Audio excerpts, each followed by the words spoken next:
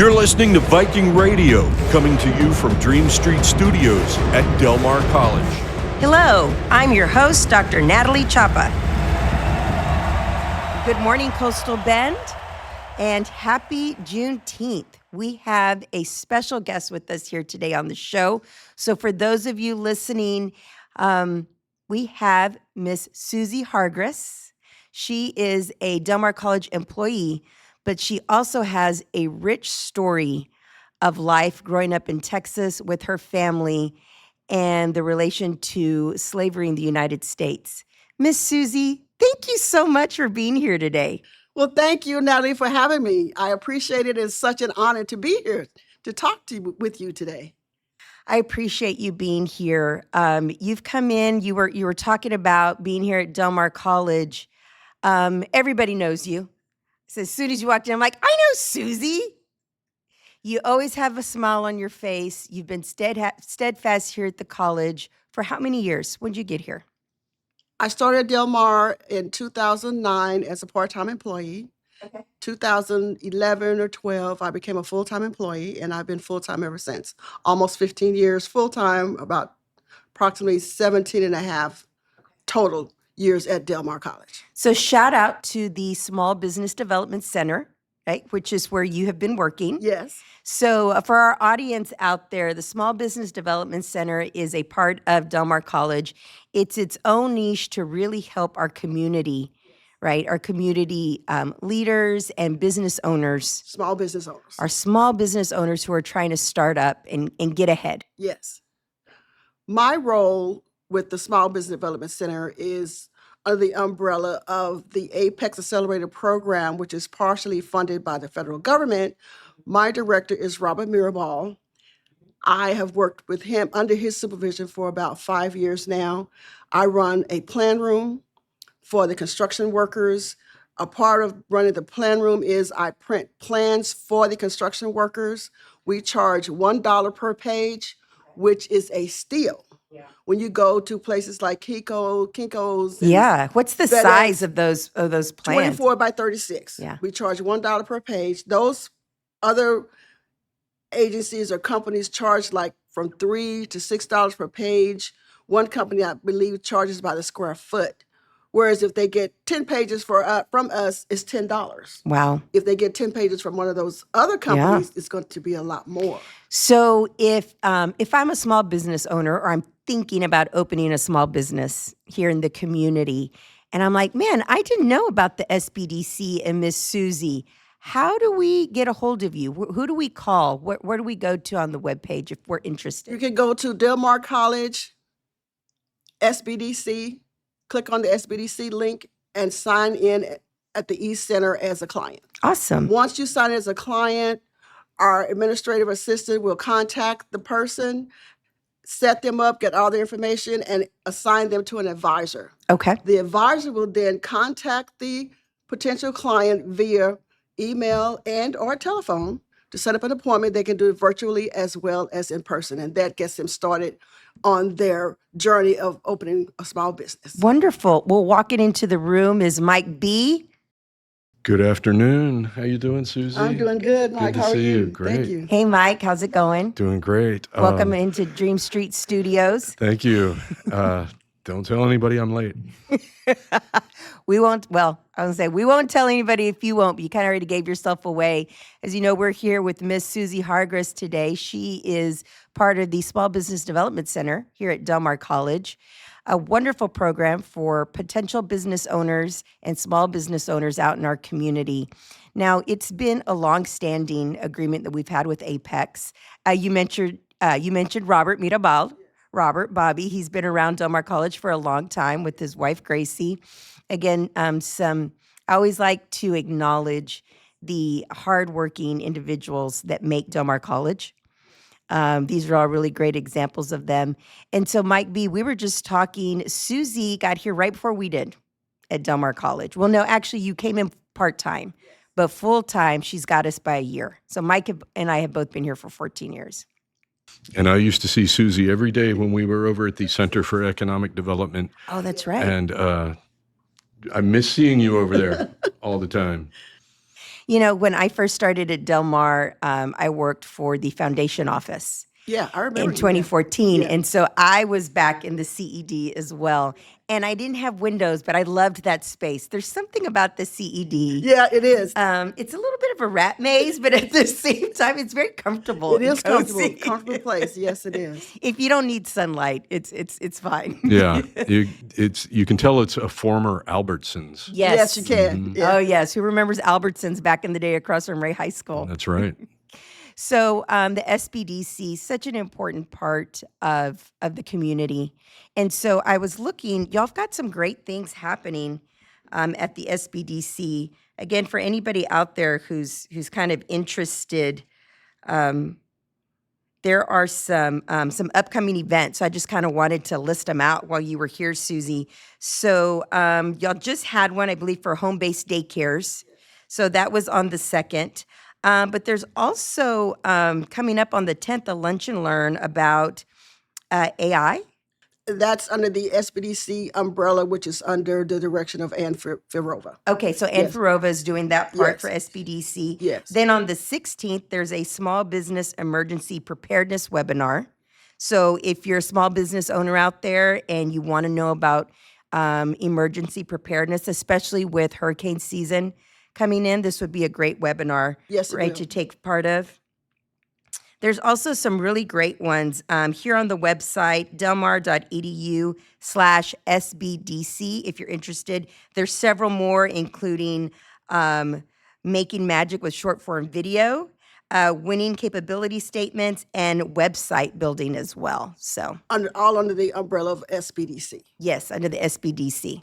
And I'd like to just add, if I can, Natalie, I've met a lot of aspiring small business owners in the past several years, and a lot of them are coming to the SBDC to get advice and resources and assistance with getting a business off the ground. It's the best place ever to go get. I think it's free, right, Susie? No cost. No cost No cost. assistance with getting your business off the ground. I mean, as a small business owner, I know there's so many great ideas out there when it comes to business. However, there's so many different pieces to it, right? The business part, the budget, the marketing, the operational piece, and SBDC does a really great job of walking you through that. But we also brought Miss Susie in today because, Mike, talk a little bit about why you wanted to bring Susie on the show today to celebrate such a Memorial Day in the state of Texas in the United States.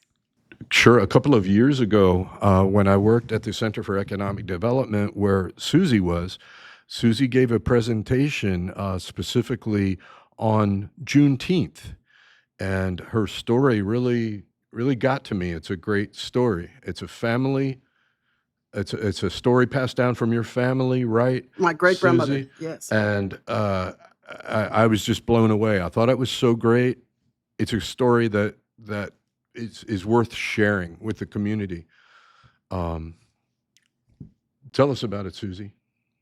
Growing up in Taylor, Texas, my great-grandmother lived around the corner from us. She was a tall, slim, brown-skinned woman, silver hair, silver page boy. She was always happy, smiling. And one day we started talking about slavery. I don't know how the conversation started, possibly may have been with my mother. And Grandma said, well, I was a slave, Pot Sam. She called all the children Pot Sam. And I was like, really, Grandma? She said, yes. I said, well, tell me your story.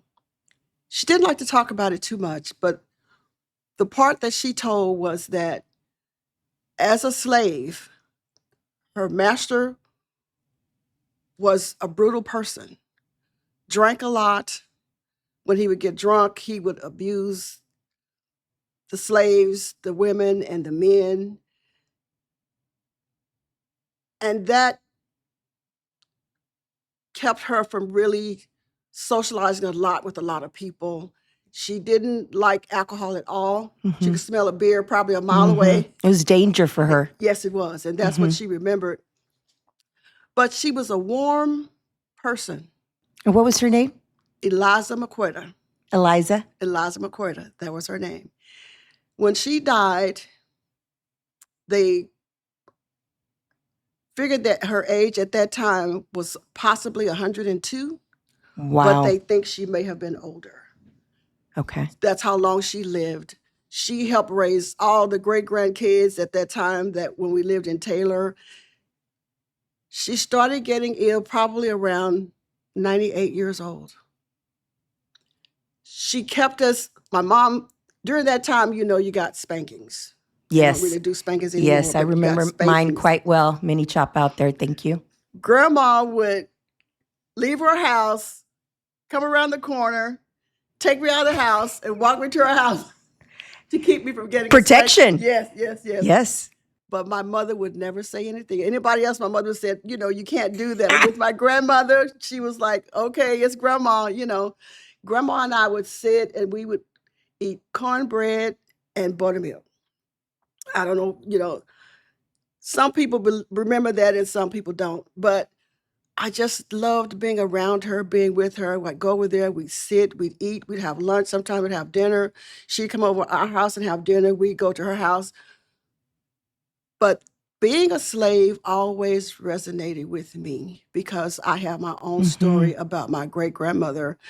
And although she went through those things being a slave, it did not affect her personality. It did not affect her attitude. She loved people. She loved children, anybody's children. It didn't matter. And she helped to teach us the right way, that we needed to go to school, we needed to learn, we needed to be good kids, we needed to be good people. That's the kind of person that she was. And your great-grandmother's experience was in Texas, is that Texas, right? yes, in Texas. We've been trying to get the information, but it was so old. Right. Yeah. Like I said, she died in like the 80s. So in the 80s, like again, her age was approximate at 102.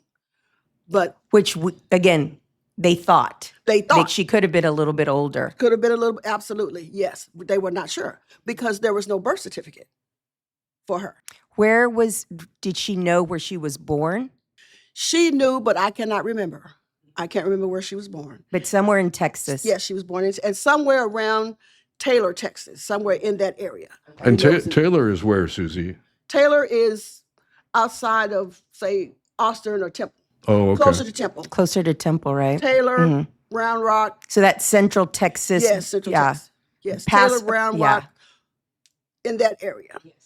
That's where she was. And we don't know, again, where exactly she was because we didn't have privy to that information. And the reason why is because she did not want to talk about it. She was so traumatized. She wouldn't talk about it. All we got of it was the fact that she had a terrible master, but she lived through that. And that was really her story. She wouldn't tell us anything else. We would, even as I got older, I would be like, Grandma, come on. She just wouldn't talk about it. You hear that with people who go through trauma. I've heard that with soldiers as well, right? Who've gone through war with PTSD, that if they're not ready to talk about it, They don't. But Susie, I read something a few months ago, and it really stayed with me in that when our ancestors go through trauma, it alters our DNA. Yes. And it gets passed. And so even when you talk about how uplifting she was and positive and happy, Yes. it truly is a testament to the human spirit. Yes, it is. Yes. When we all go through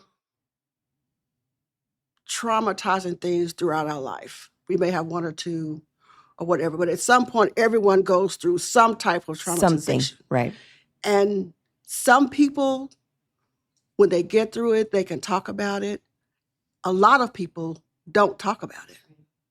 And you brought up the military. Most of them do not talk about it. We don't know why. It could be a fear, but it could be just bringing back that memory, and they want to keep that memory in the back instead of keep it up front.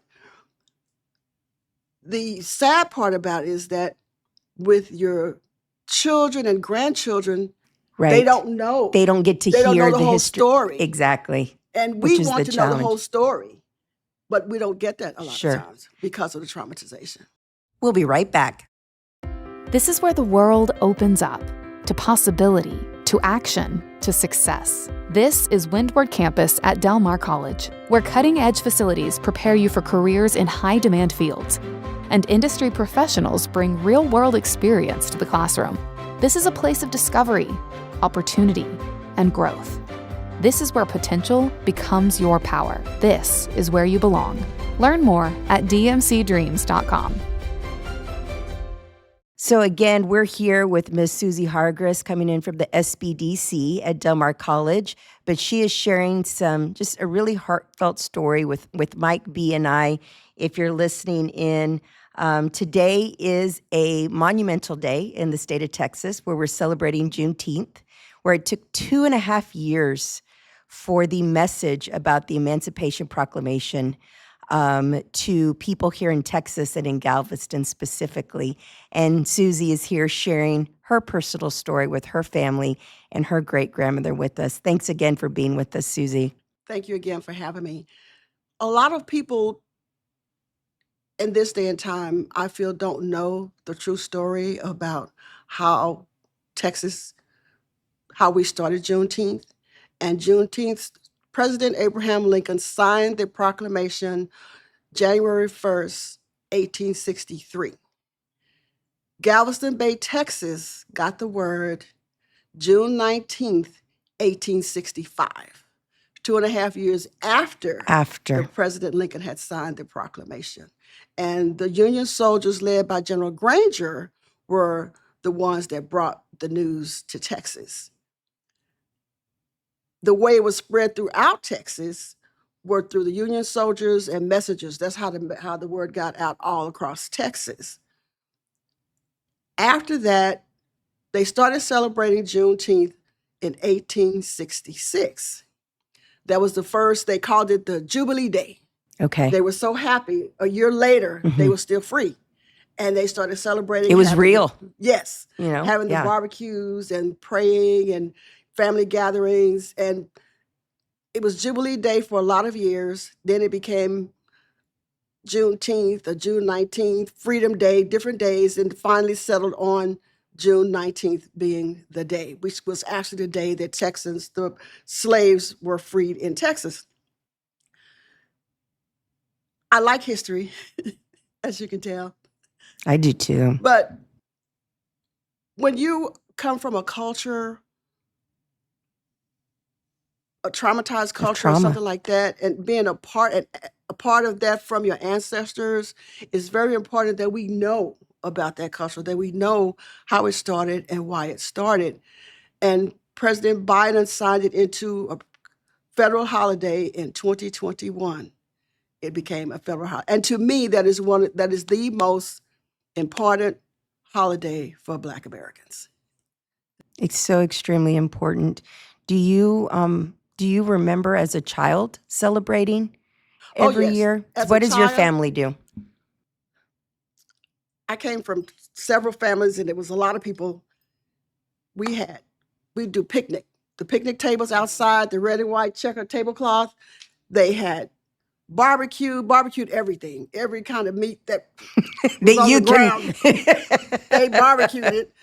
We'd have barbecue, watermelon, soda water. We say pop or soda now. Soda water, pop. Red soda water, red watermelon, cakes, pies, just a spread, everything. Mm-hmm.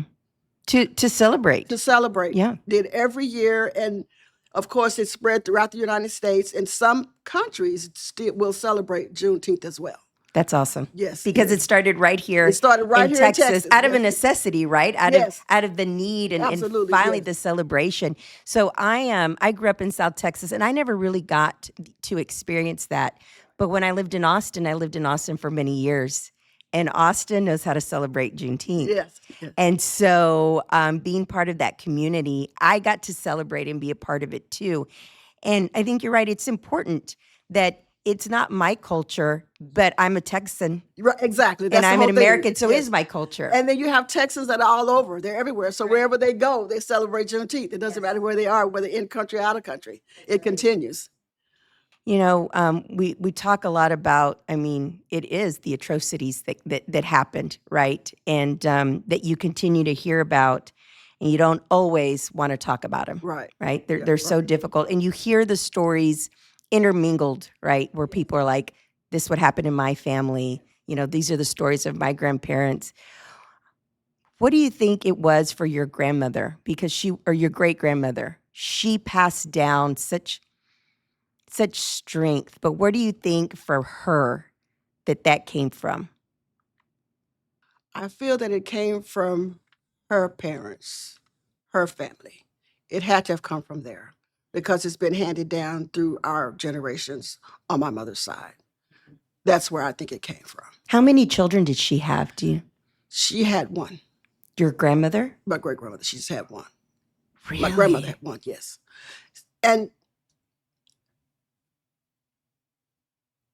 that's another story that's, I don't know what happened, but it's just Right. another story within itself. Mhm. Yeah. Hmm.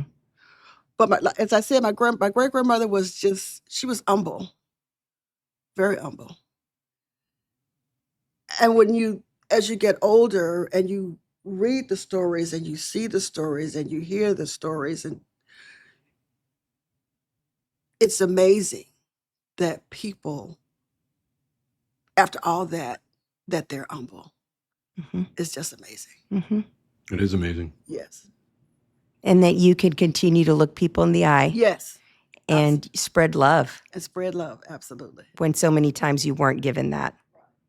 But like you said, it came from somewhere. Yes. And she passed it on down. Yes. Yes. And so can you imagine how she would probably have a good giggle Oh, yeah. knowing that she's being talked about in 2026 on the radio? Yes. She would say, look at Susie Marie, because my middle name is Marie. And most of my elder family called me Susie Marie.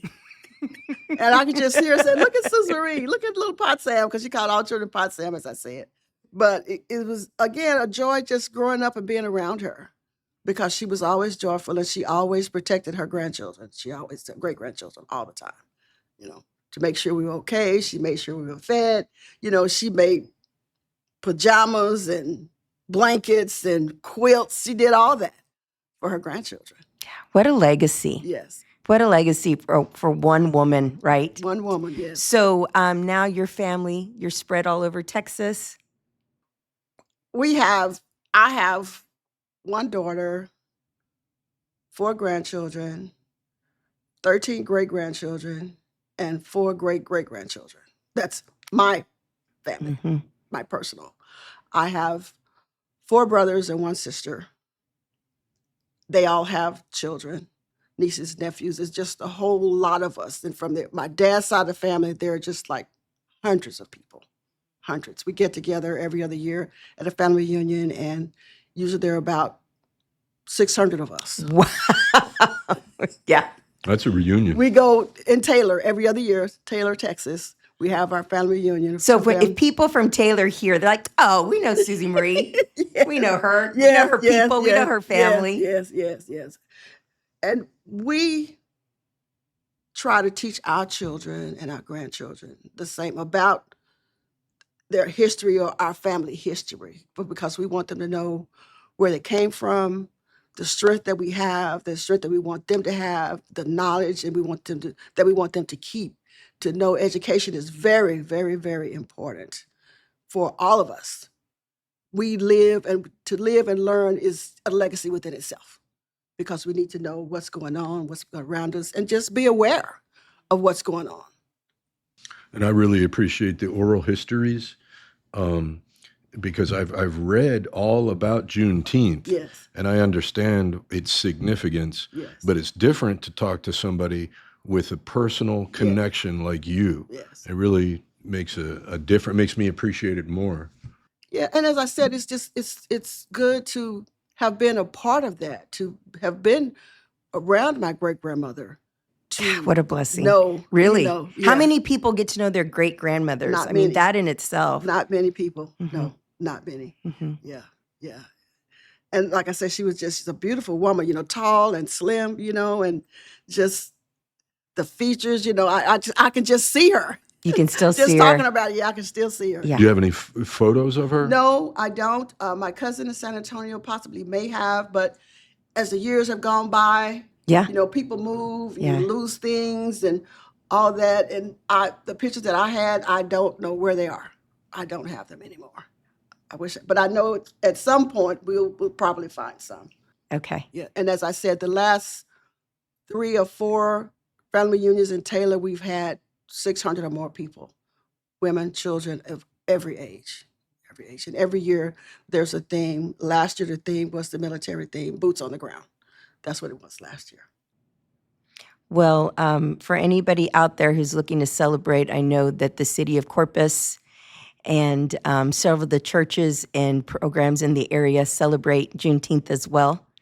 It's such an important day for so many people, for Americans. But so many times, again, we hear the negative, but what a positive coming out of the state of Texas from the Absolutely. 1800s in 1865 in Galveston, Texas. It's something that I'm proud of. Yes. And to watch people to continue to celebrate it. Is there anything else, Susie, you would love for our audience out there to know? We've got just a couple of minutes left. Anything else before we close? I would just like for people to celebrate being an American Mm-hmm. because we're Americans. Celebrate our country. Mm-hmm. Although we're celebrating Juneteenth, we have so many other days that we celebrate. We have July 4th that's coming up. Mm-hmm. But just celebrate being an American citizen. That's what I would like for everyone to know and for them to be. Thank you for that.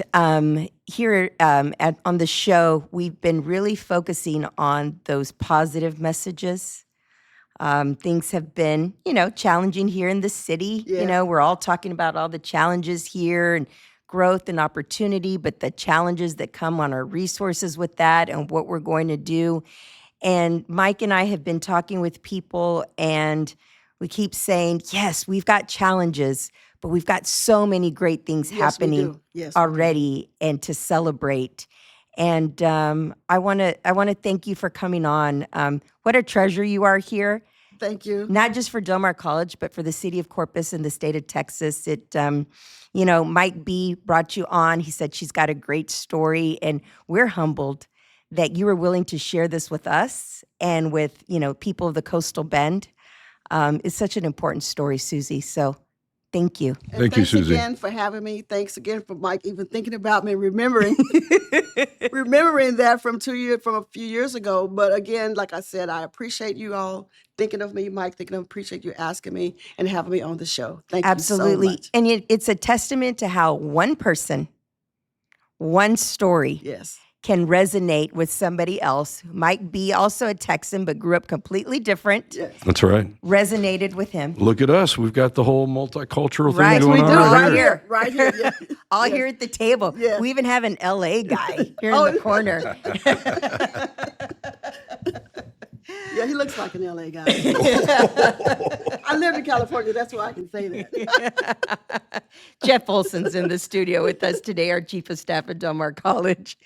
But again, special thanks to Miss Susie Hargress for sharing her amazing story about her work at Del Mar College, but her family and the culture that brings to life here on this really special day. Mike B joining us a little late, but right on time. Sorry. Everybody, have a great day. Enjoy the weekend.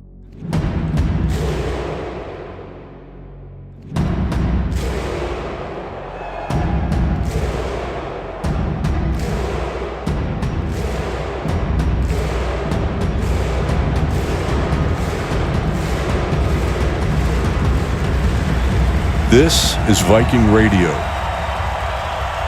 This show is a production of Del Mar College.